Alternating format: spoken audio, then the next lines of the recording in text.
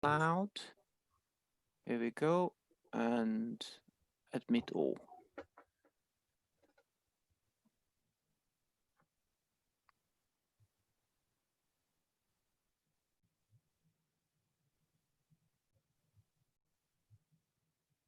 Hi everyone, we're just going to start in just a moment.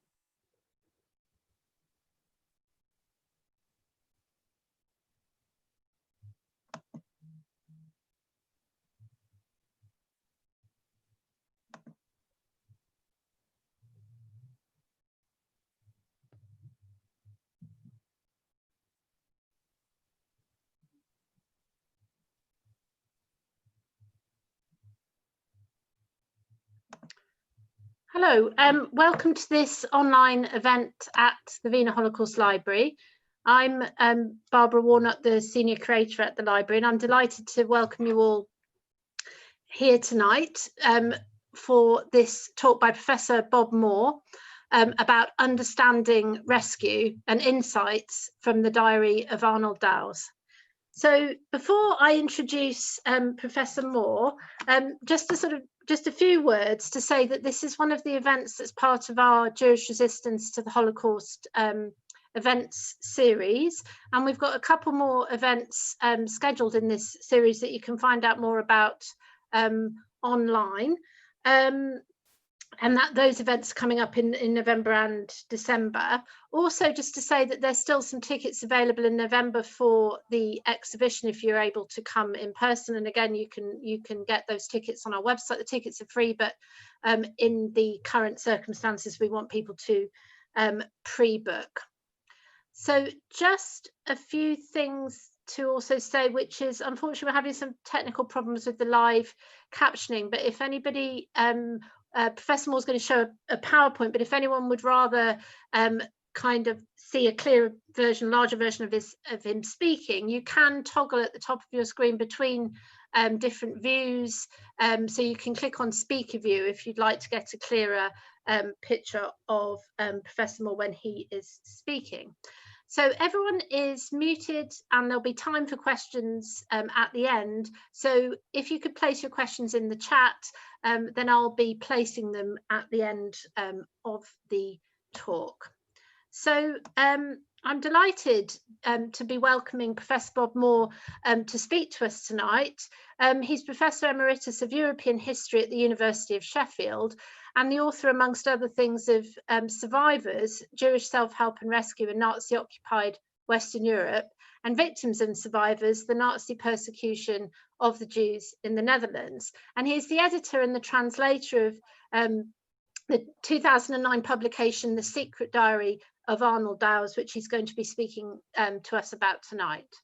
So Professor Moore's research is in the field of 20th century European history, and in addition to his post at Sheffield, he has held visiting fellowships at the Centre for Advanced Holocaust Study at the United States Holocaust Memorial Museum, the Université Libre de Bruxelles, the Institut d'études politiques in Paris, and most recently, Lichtenberg College in Göttingen, and the Centre for Holocaust Studies at the Institute for Contemporary History in Munich.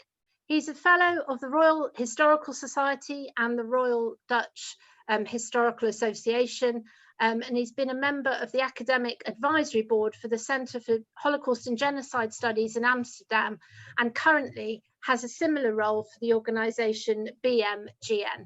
So as you can see, Professor Moore's very well qualified to be speaking to us tonight, so I'm really delighted to welcome him now. So I'll hand over without further ado. Professor Moore. Thank you very much, Barbara. Good evening, everyone. I see one or two names I recognise in the audience there, so I'll expect a few searching questions at the end. I'm going to share a screen with you just to, if I can get there, just bear with me for a moment. Let's see what we can do with that. There we go.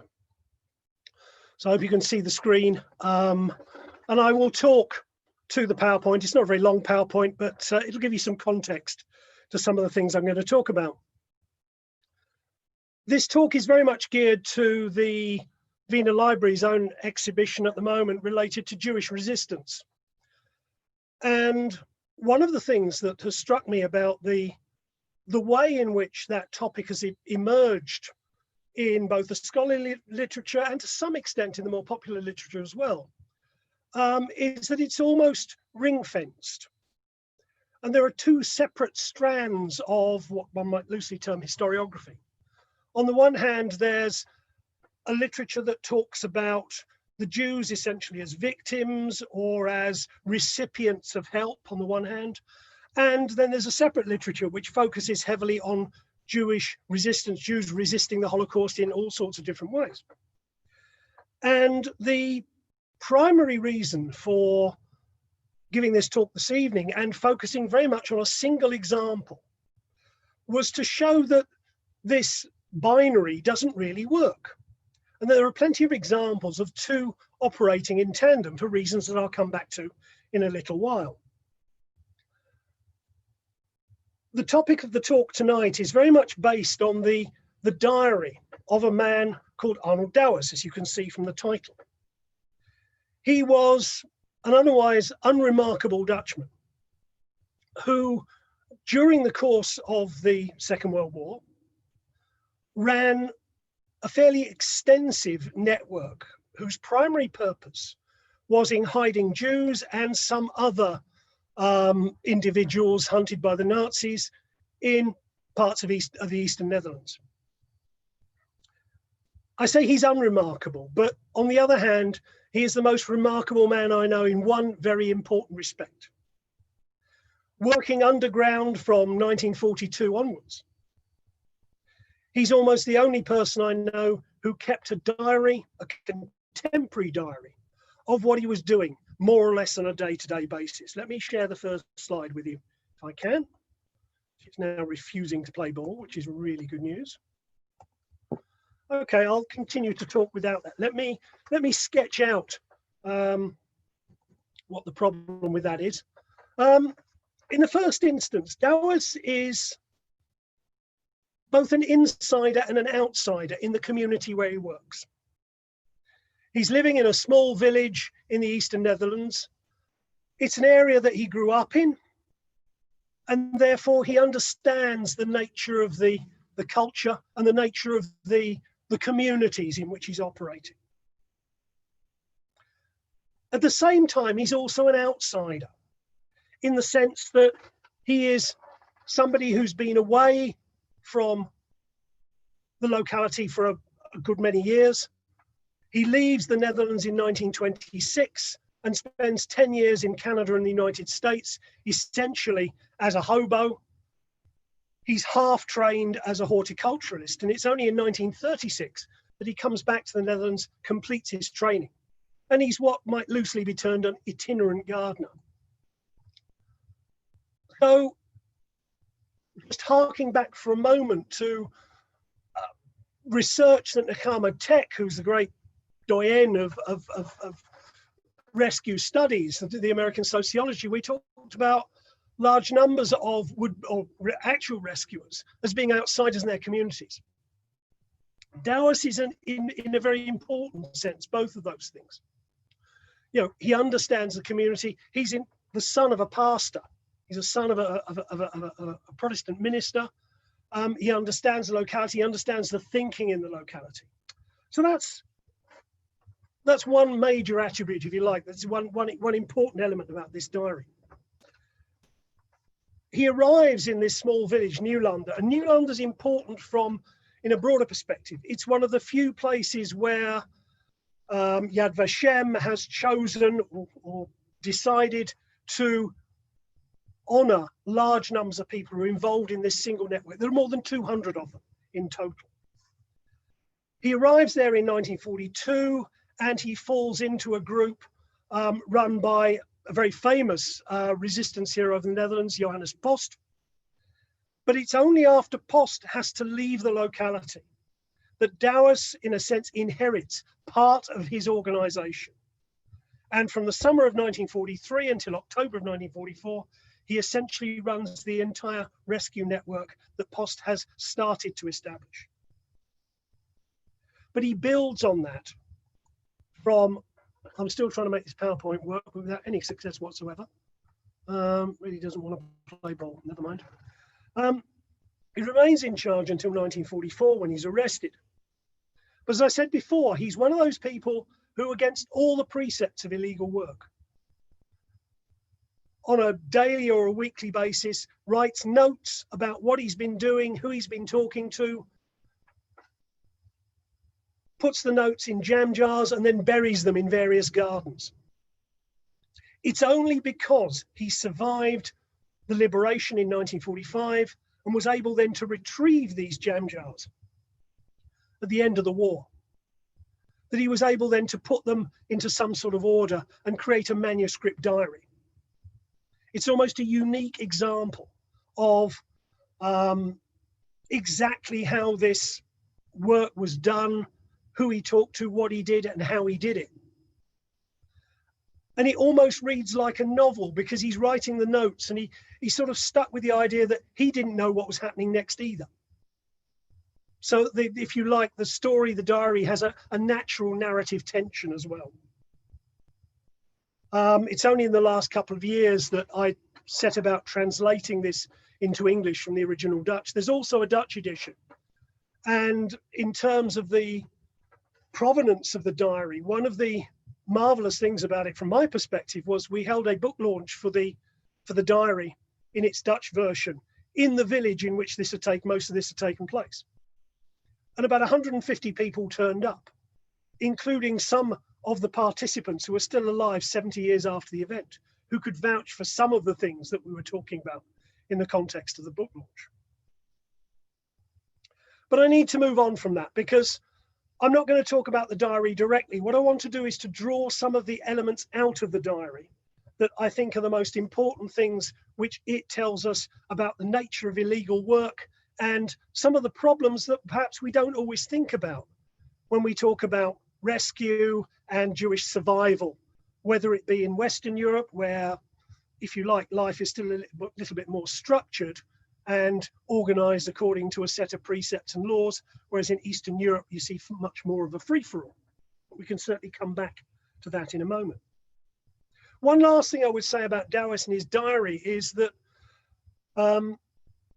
it's not entirely clear why he started keeping this diary. As I say, it cuts against all the precepts of illegal work. One of the clues that we have, by no means certain, is that his sister-in-law, who was married obviously to one of his brothers, who was himself a Protestant pastor, she lived in the southern half of the Netherlands and she also kept a diary. Now, the background to this is she lives in a big vicarage. She has a husband. She has 8 children of her own. And the husband, completely independent of all of this, is hiding 5 Jews in the attic. And she is absolutely against this as an idea. She thinks it's too dangerous, thinks it's a waste of time. She thinks that both her brother and her husband are doing stupid things by hiding Jews. And she keeps a diary which criticizes the work that she's actively involved in. Whether Arnold Douwes took his prompt from her by writing down what he was doing, I've no idea. We can't even be sure that he knew she was keeping this diary. But anyway, that's something of a side issue. Let me get to the 5 major issues that I want to talk about this evening. Finally, we got the PowerPoint to run. Those are the 2 versions of the diary. I'll skim through those fairly quickly. This is the commercial part of the presentation, of course, available in all good bookshops. Also to highlight where the action takes place, which is in this eastern province of Drenthe, close to the German border, very much the junior partner in the Dutch provinces. It's one of the poorest areas in the Netherlands, almost overwhelmingly agricultural, with a few small village towns and villages attached to it. And overwhelmingly, in a religious sense, Protestant. Very few Roman Catholics in this area. Very few Jews live in this area too, with 1 or 2 exceptions. With Protestantism split between Calvinism on the one hand, Orthodox Calvinism on the one hand, and Dutch Reformed Church on the other. Again, for reasons I'll come back to in a little while, that has some importance. This is the sort of area we're talking about. This is Nieuwlande. The picture at the top there is the church, which was actually used as a hiding place. The crypt was used as a hiding place. And when we were trying to organise this book launch a couple of years ago, we did ask the church if they would allow us to use the church, having been a hiding place, as the site of the book launch. And the church community wrote back to the organiser and said they weren't prepared to let the house of God be used for festivities. So that was that. That finished it off. But this gives you a small impression of the landscape and the area that I'm talking about. So let me move on to these 5 elements. The first of these is the work is that it was involved in building and maintaining a network of people. Both people who were prepared to shelter those on the run, but networks involved a lot more than that, of others doing other types of work. Organising food supplies, organising medical care, organising money. Money is something I'll come back to in a little while too. But in terms of sheer recruitment, there are major questions that need to be answered. How do you go about recruiting people to hide Jews?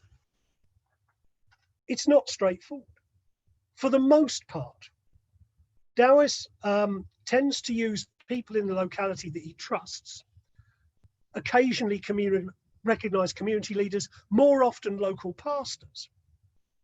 But in many cases, not the pastors themselves, but their juniors, the under pastors. This was done in part to distance the churches as institutions from responsibility for what was going on. There was collusion at every level, but there was an attempt to create some distance. But it's not an easy job. And Douwes was about the worst person you could imagine to do this. He was, by his own admission, short-tempered. He was undoubtedly extremely cantankerous, and more often than not, got himself involved in rows with people. You know, trying to use all manner of persuasion to get people to help in this work. But it wasn't just about getting people involved in the first instance. It was about keeping them there. We tend to assume, wrongly, I think, for the most part, that Jews in hiding, people in hiding generally, found a hiding place and stayed there. This is, you like, the Anne Frank picture. But in practice, people were constantly moving around, either because they didn't get on with their hosts, or the host didn't get on with them, which was a major problem in this area, or because hiding places themselves became unsafe, and circumstances and conditions could do that in a matter of hours sometimes.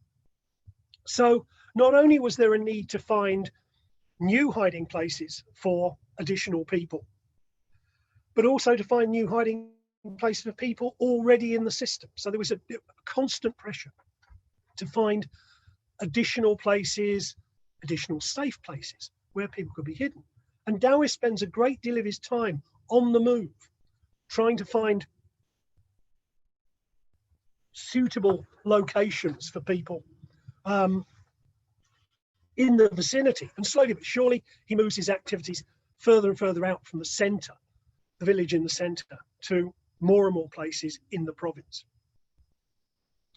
So it's a complicated structure, and it's not one that is sort of set or fixed. It's dynamic. It's constantly on the move.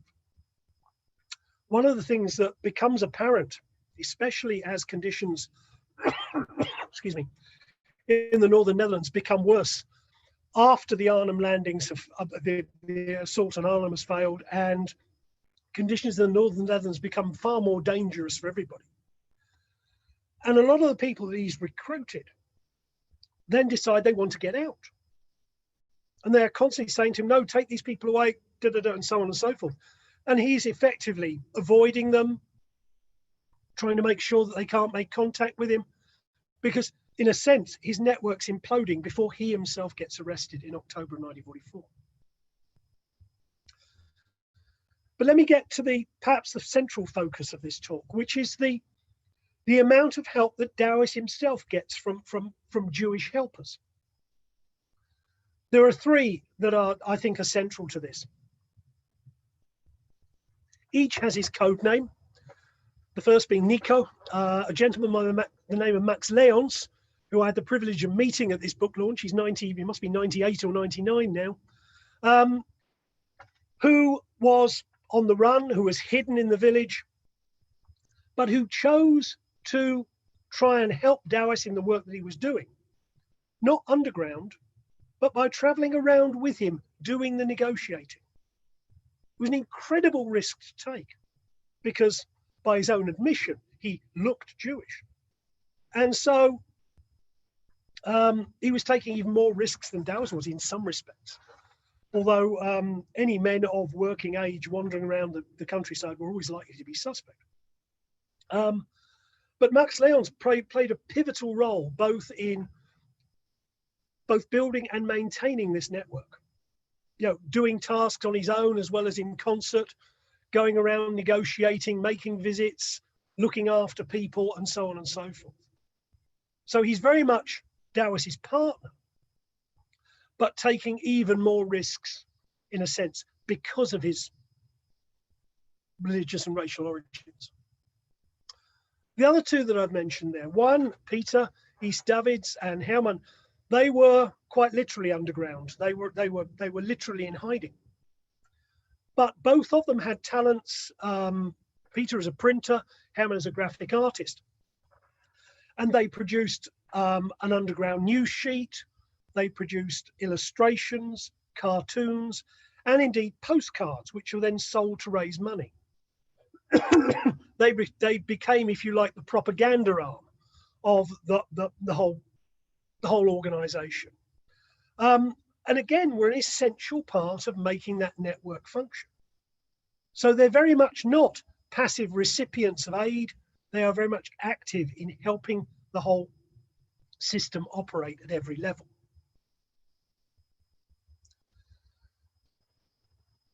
This is something which doesn't really appear in the historiography on the persecution and survival of Jews in the Netherlands. It's a little bit more pertinent to the context of that story in Belgium and to a large extent also in France as well. But in the Netherlands, it's, I won't say it's unique, but it's certainly unusual.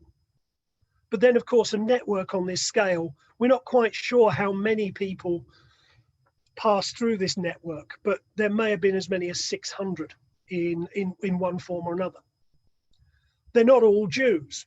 As the diary indicates, they were also helping escaped prisoners of war, including at least one American airman, a couple of Russian prisoners of war, Belgians, French, and also, perhaps even more strangely, one or two Dutch SS deserters, Dutchmen who joined National Socialist formations and had then deserted, and of course were equally sought by the authorities.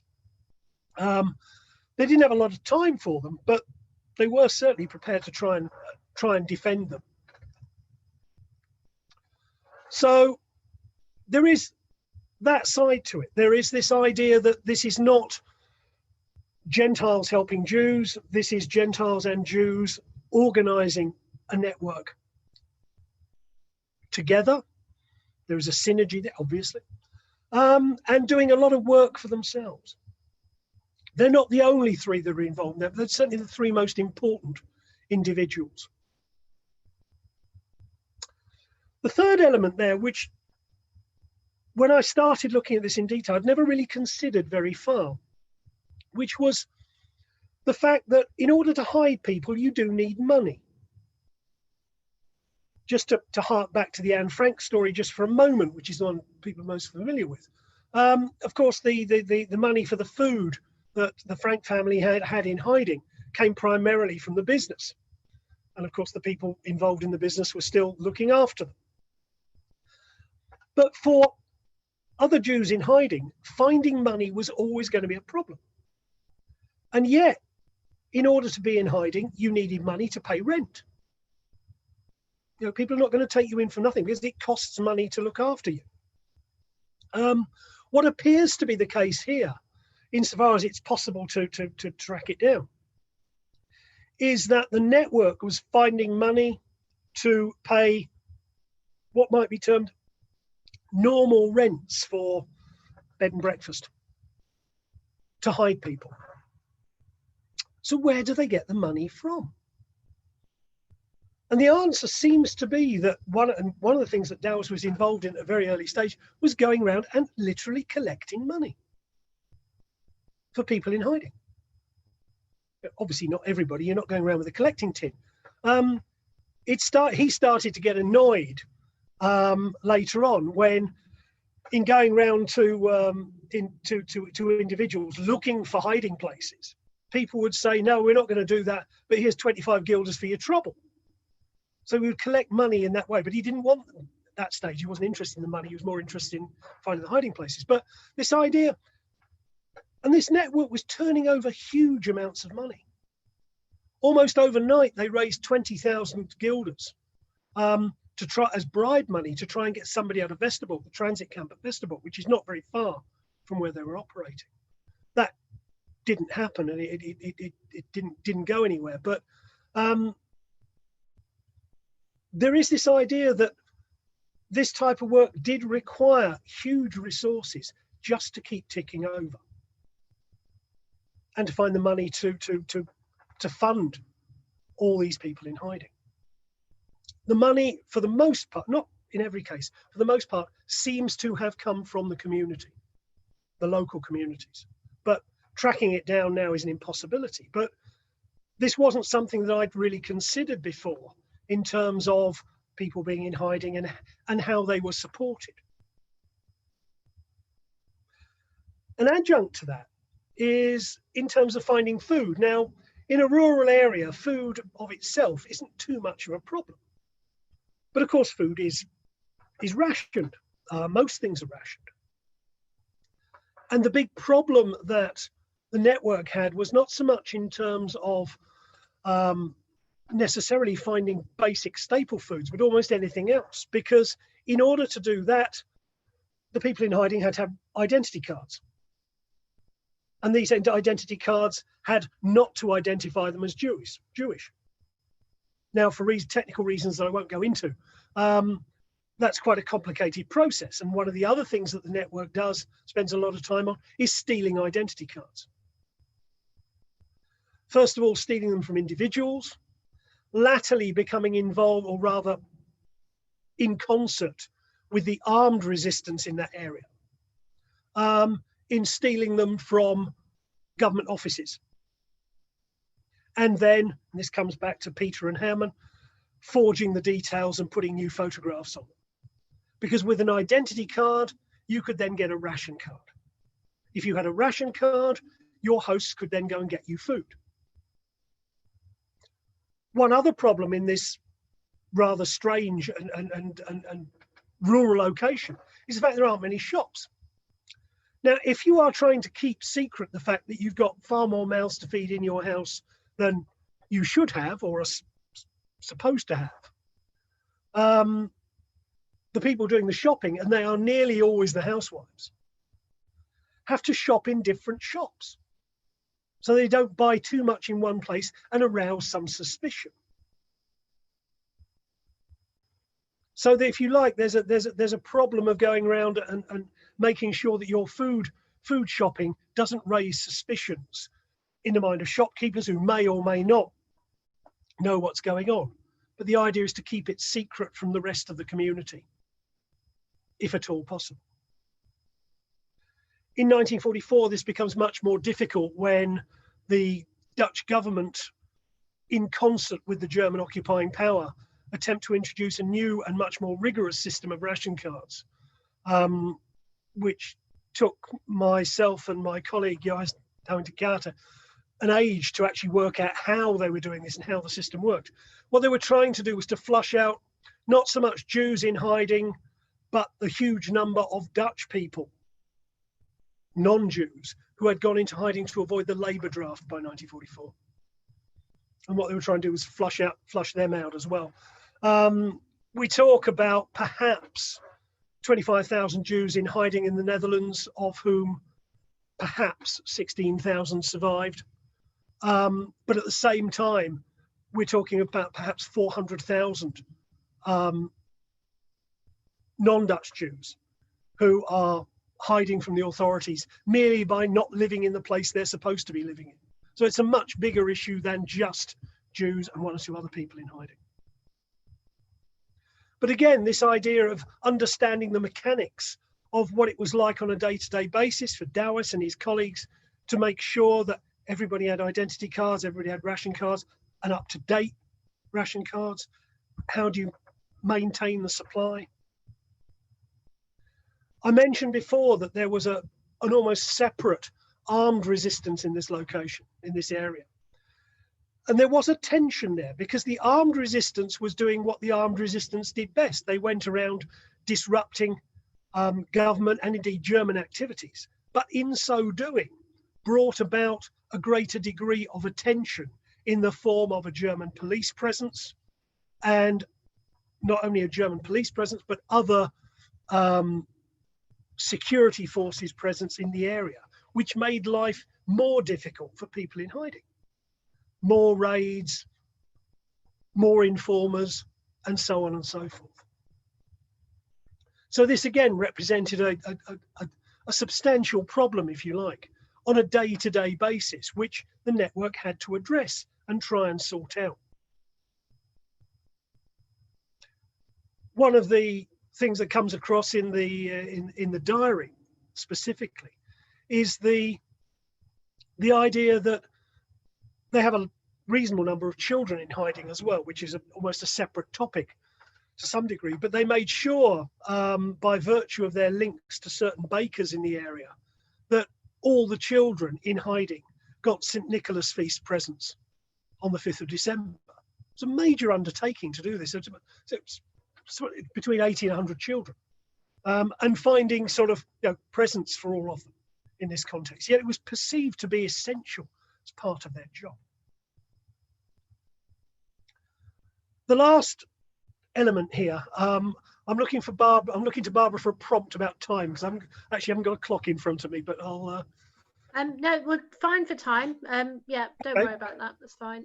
Okay, all right. Then the last point I raise is more of a Dutch, more of a debate in the Netherlands than anywhere else. But you will certainly, I'm sure a lot of you will see the relevance to this in other countries too. I talk about the role of religion because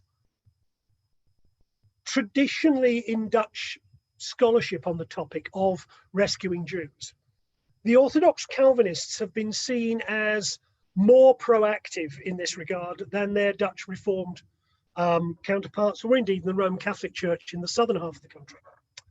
And there have been all sorts of explanations put forward as to why this was the case. Certainly in percentage terms, one can make a case for this, but the diary doesn't really back this up. In an area which is split probably something like 50-50 between the Orthodox Calvinist and the Dutch Reformed Church, though that sort of binary distinction doesn't really work. First of all, Douwes doesn't identify pastors, and he mentions a lot of them, according to which particular confession they belong to. He doesn't make the distinction. More to the point, as a good friend of mine, Geert Hoving, has pointed out, those distinctions are much more fluid than anybody gives them credit for. In other words, that pastors could, I won't say move between the two, but there were all sorts of gradations within the two. So it's very difficult to be dogmatic about saying, well, this pastor was an Orthodox Calvinist and this one was Dutch Reform. They often took their prompts and indeed their theology to some extent from the communities they served. So the idea that one can make hard and fast judgments about the propensity of Orthodox Calvinists to hide Jews as opposed to the Dutch Reform is far more complicated than perhaps it would first appear.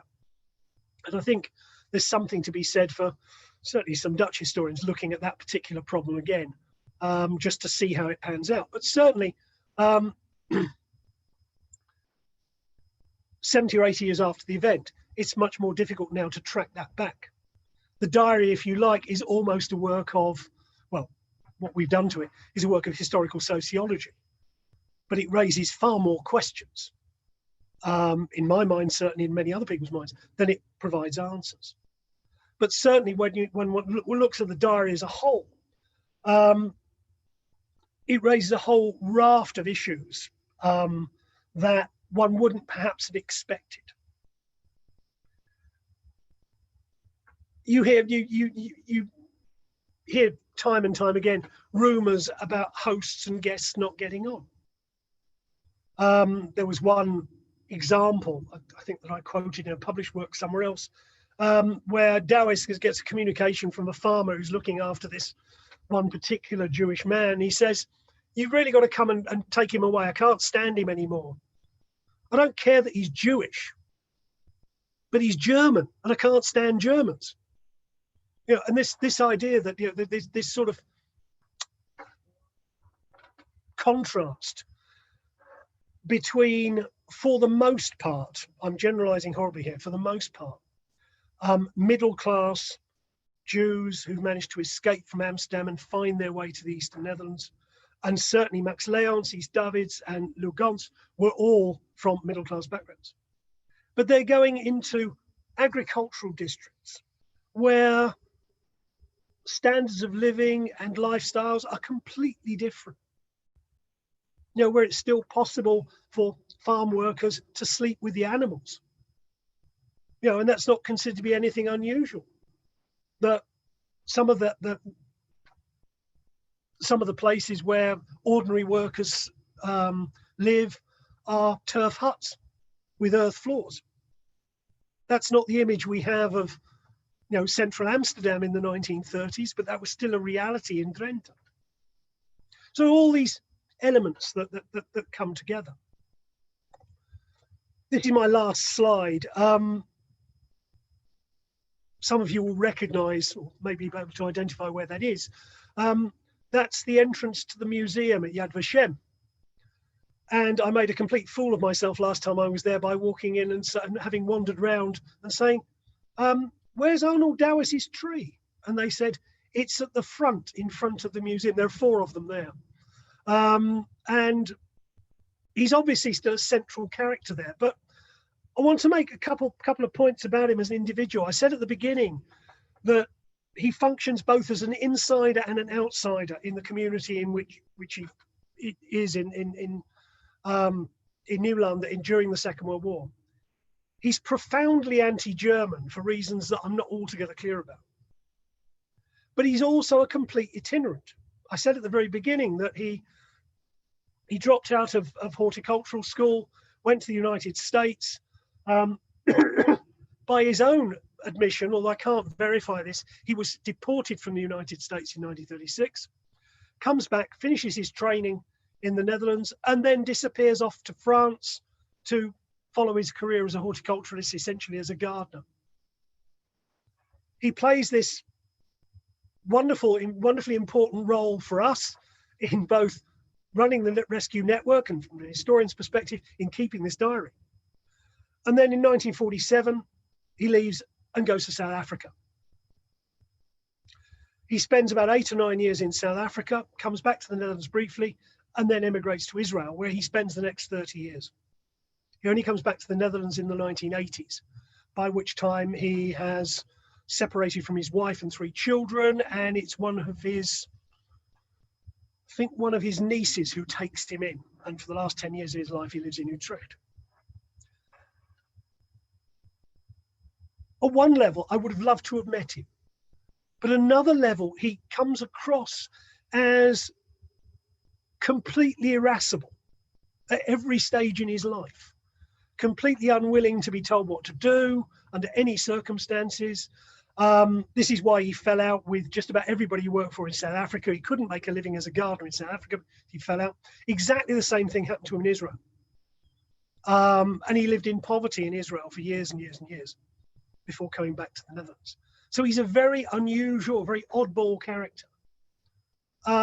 Whether he fits the stereotype, the outsider stereotype that Hellman Tech started with when she looked at rescue in Poland and in Eastern Europe, I don't know.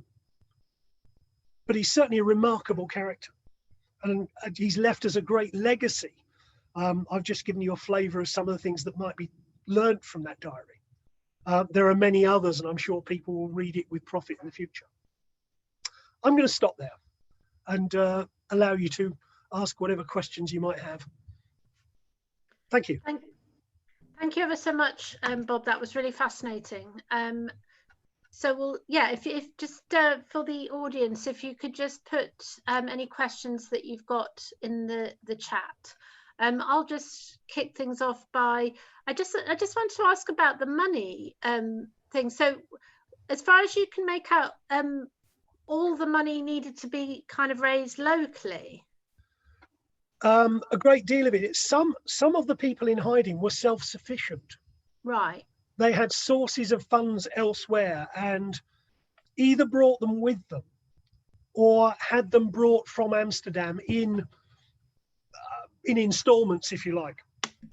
Sometimes the money actually came, Douwes actually brought the money because he made various visits to Amsterdam at specific moments. Actually brought the money with him. But he also employed is the wrong word, but he also had a number of couriers who were bringing people from Amsterdam to the Eastern Netherlands, usually by train, not exclusively, but would bring them by train. And they also carried other things as well. Right, so they might have sometimes brought money raised elsewhere with them as well. Yeah, I think the contrast, I know off screen we were talking about Belgium earlier on, but in Belgium, this was much more coherently organised, where the major Belgian rescue organisations, Comité de Défense des Juifs, had access to huge amounts of funds and spent huge amounts of money. In the Netherlands, there wasn't really anything like that until quite late on, and even then it wasn't feeding into these types of networks. Right, yeah, no, that's almost what I was thinking about, because I was reading something written by Roger van Praag from a Belgian resistor the other day, and the sums of money that he managed to raise, yes, are quite startling in a way. So we've got a couple of questions coming in from the audience. So Gerben is saying, despite his idiosyncrasies, does Douwes fit some kind of profile of a Gentile rescuer in the Netherlands? And if so, what does it look like? Thanks, Gerben. Gerben and I are former colleagues, so I'm not surprised that he's weighing in with a suitable question. I'm not sure that there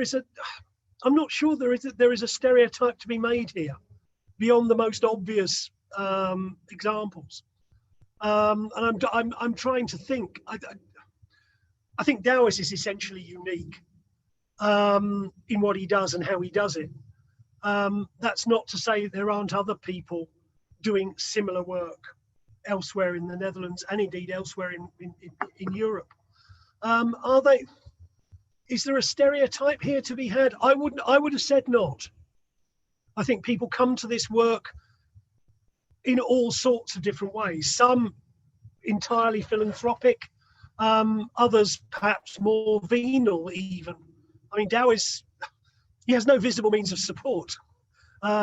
He gets food from the locality, the locals feed him. He spends most of his time, he's happiest sleeping outdoors, even in winter. He sleeps in haystacks. No, and this goes back to his career in the United States, possibly. But he's very much with nature. He spends relatively little time indoors, which makes him unusual, I think, in that context. But is there a stereotype for network organisers? The sort of comparative you couldn't really make is with somebody like Corrie ten Boom, who's also organising another network, but she's a very different character in all sorts of ways.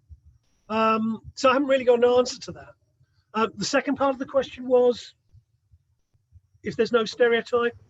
So the second part of the question was just, no, if there is a stereotype, what does that look like? Okay, well, I think I've tried to dispose of the stereotypes in the second half falls. That's all right. Yeah. Okay. Yeah. So Laura is asking what role or roles women played within the network. Were there particular tasks or elements of the network in which they were more prominent? The simple and straightforward answer to that question is yes. They undertake some of the most dangerous work of all. As I mentioned, all the couriers that Douwes use are women. They're women. They're women primarily because they don't arouse suspicion by travelling, whereas all men within a range between about 14 and 65 would be automatically challenged, because why aren't you at work? And if you're not at work, you're on a labour draft to Germany. Women could still travel relatively unchallenged, not exclusively so. So that's one very important element to this, and the whole system couldn't function without them. They are, and I don't think this is, I was going to say this is something which is not peculiar to this network, but women carry the bulk of the burden involved in the day-to-day looking after of people who can't go outside. Now, it's a myth to suggest that all these people in hiding are always hidden in attics or in cellars. They're not. Certainly in a rural area in the Netherlands, some of the Jewish men involved were working in the fields because nobody ever saw them. The network itself had a code for deciding how Jewish people looked and used that as a means of placement in some cases. But to come back to the women, they're absolutely central to the whole business of running households. Feeding, clothing, generally looking after, where the men are out doing the day-to-day work of whatever the business is. It's the women who bear the overwhelming burden of this. So they're absolutely central. Now that is gender specific, I would admit, but you do notice that they're actually taking most of the problems on board and solving them. There's a particular baker in one of the nearby towns, Hellman, where he runs this bakery shop in the middle of town, and it's used as the first jumping off point when people get off the train. This is their first safe house, if you like. And it's not uncommon for him to have 23 or 24 people sitting down for breakfast in the bakery at 5 o'clock in the morning. Now that's him, his wife, his 12 children, and anybody who's pitched up in the meantime. But he's the baker. It's his wife who's doing all the catering. So you get an idea of how this works. How far that gender specificity goes beyond that, I'm not quite sure, but it's often an underreported element, if you like, and it's one that really should be looked at in more detail, or perhaps, to use an appalling American word, more valorized in the analysis of what actually happens. Yes, thank you. Yeah, because I think sometimes it sort of seems as if the men are seen as having done something more heroic, but in fact, the women's role often gets sort of slightly downplayed, I think. It's difficult to say. I mean, I don't think at the time anybody was thinking this is heroic. They're just getting on with it. No, they realise what's involved, and they have problems and they try to solve them wherever possible. Yes, and it's only sort of how it's remembered that it becomes viewed in this more valorized way. So Jane's got a question, and she says, do you have any thoughts on why Nieuwlande became such a centre of rescue? Was it more to do with Douwes and other key individuals themselves, or was there something specific about the community? I don't think there's anything specific about the community, because as in a lot of these cases, it's a question of who gets asked to help. You can't volunteer for this. Somebody has to come to you. It's quite difficult to do it off your own bat, if you see what I mean. So what you get are, if you like, centres of activity. Now, Douwes didn't start this off. It was his mentor, if you like, Johannes Post, who started this process in Nieuwlande. And Post was very much the community leader there. He was the sort of go-to man for everything, in all sorts of ways. Had enormous respect from the community at large. He goes into various aspects of resistance work, both rescue and sheltering, but also armed resistance. In the end, he himself gets compromised. The police are looking for him. He has to leave. He goes on to have a career at a national level until he's finally captured by the Gestapo in 1944 and ultimately shot. But he leaves this legacy of, like, two arms of an organisation, one of which is the rescue organisation, which Douwes takes over, and the other one, which is the armed resistance wing, if you like, which is run by Hemke van der Zwaag, who's completely separated off from that. So it goes in two different directions. But I think if you look at all the examples we have of what you might loosely call rescue hotspots, and we could talk about Nieuwlande, we could talk about other particular towns and one or two villages in the Netherlands, but we could talk about Le Chambon, we could talk about one or two other places in Belgium as well. It's nearly always because there is some community leadership which starts the ball rolling and creates this cluster effect. But it's unpredictable. Yes. You know, it either happens or it doesn't. And I think that's the problem we have in trying to analyse it. That you can look at particular communities and say, well, they're identical in just about every respect. In one, there are loads of Jews in hiding. Another one, none whatsoever. So there's no sociological basis for this. It's probably down to individual actions or somebody driving it from a centre and then outwards, because it's not. This particular is not just about Nieuwlande, because it expands out to other hamlets and villages in the locality, and indeed even further afield. Yes. Thank you. And then we've got a question from Arendt, which is, was Douwes connected to the network that saved children from the Hollandse Schoberg in Amsterdam? I'm probably pronouncing everything dreadfully, so I apologise. No, not directly. Not directly. That was largely done by other organisations, both student organisations and the Trouwgroep, which is essentially a group of, I was going to say they were all Orthodox Calvinists, they're not, but no, that was completely separated out. I would never be 100% certain that one or two of the children rescued from the Schouwburg didn't end up in Nieuwlande, but I can't prove it, and I don't know. I've never done the research to track down all the people to find out. It's possible they might have made their way there, but that's not one of the linkages that I'm aware of. That's a completely separate organisation.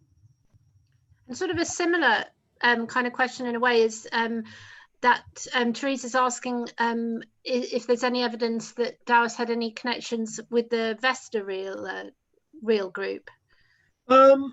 Again, it's a bit. He's almost a bit too late for the Westerreel group. They're almost a bit earlier. He's coming into this in the summer of 1943, so it's it's quite late on. Again, I'd never be dogmatic about this because these groups do overlap. There is an interesting part of the Douwes network and indeed the Post network that slowly but surely the Netherlands did develop what you might call a national resistance, which has a long title, but which is usually referred to as a landelijke organisatie, which was basically designed to help people in hiding, primarily labour draft evaders, but not exclusively so. And this created a unity between all sorts of disparate groups. Post made the decision at an early stage to stay out of it because he didn't want to be dictated to by some other organisation. And I think Douwes took the same view. So there wasn't the same level of cooperation and collaboration, if you like, between his network and some of the others. He was obviously aware of other networks. He was aware of what his brother was doing in the southern Netherlands. He couldn't not be aware of it.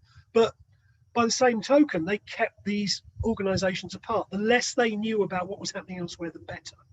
Because if they were caught, what they didn't know, they couldn't betray. Thank you. And then a question from Debbie, which is she's asking if you researched how many NSB members there were in Nederland in Nieuwlande.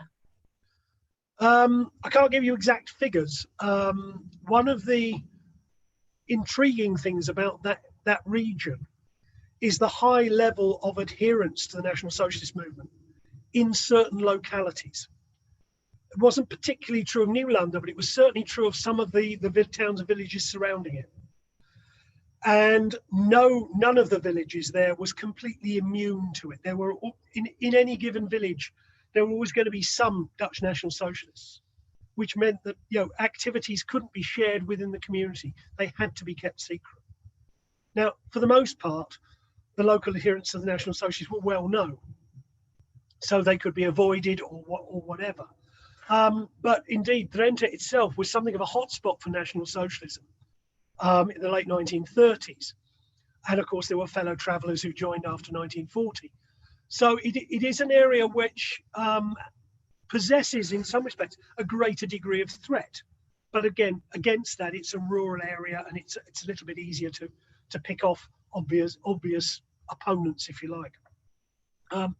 Total figures is very difficult to know, but some of the votes for the National Socialist movement in that province, in some of the communities in that area, was substantial, you know, much higher than the national average.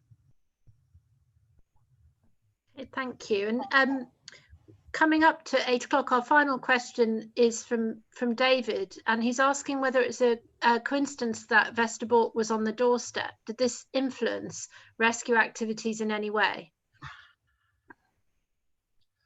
I can't find any evidence for that. This network was very much set up independent of the existence of Westerbork. There is some, obviously they know it exists, and they are actively involved in trying to help people who manage to escape from it, which one or two do. They were also active in trying to get one or two of the people they sheltered who had been caught and ended up there out as well. But it's not of itself a prompt for that type of work. Its proximity is, I think, purely accidental. I know that's the wrong word to use, but I think it's more accidental than real. Does it act as an additional element? It's difficult to tell. There's no evidence from anything I've read to suggest that was what was prompting or pushing it. From the point of view where I would contradict myself would be to talk about the ways in which the fact that Jews were being taken to Westerbork and then deported acted as a prompt for people to work that little bit harder and a little bit faster in order to do that. But it's not, I don't think of itself it's a prompt, but it may act as a, if you like, as a catalyst once it becomes apparent what is happening. Okay, thank you very much. And thanks so much, Bob, for really fascinating talk and great, discussion, great answers to the questions. So grateful for you, to you for doing this for us. And thank you to all of our audience as well for some really interesting questions. So I hope to see you again at future library events. Find out more in our newsletter or on our website, and if you can make it to the exhibition, that would be great as well. We're in Russell Square, but most of you probably know that already. But anyway, thanks very much to everyone, and we'll see you again soon. So good night. Thank you. Bye-bye.